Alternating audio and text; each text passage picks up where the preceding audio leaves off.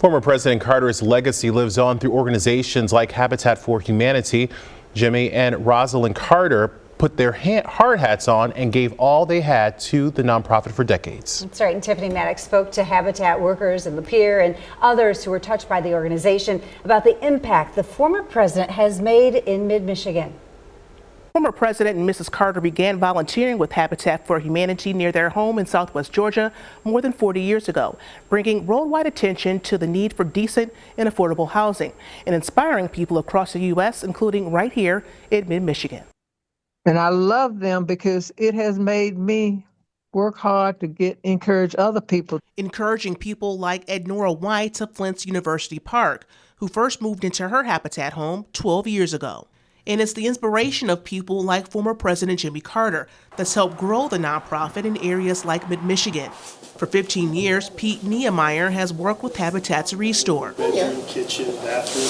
So what they do is... If you're not familiar with Habitat Restore, it's a place that's full of items from furniture to appliances. Have another means of bringing in donations that help support the home building, the home remodeling, we have a ramp program, and that's another way to help finance those items. He says he's always been fond of the former president's involvement with the organization and his approach to helping others.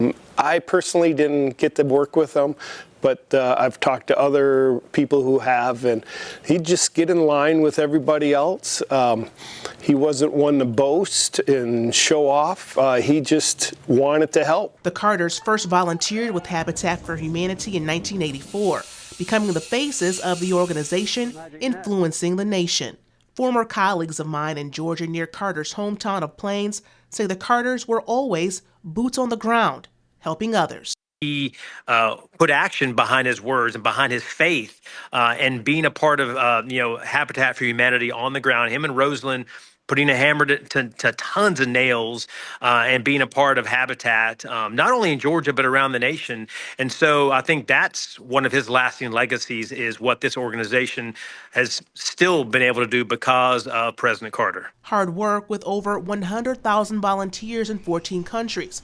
Building and renovating close to 5,000 homes, according to Habitat. Those still doing the work today are thankful for the Carter service and say they are proud to continue their legacy. If I'm, a tenth of him, for Habitat, that'd be amazing. What a great leader for Habitat, a great inspiration for us all. And there's no reason not to jump in and say, hey, what can I do? Lapeer Tuscola Habitat Restore works with veterans and others in the community.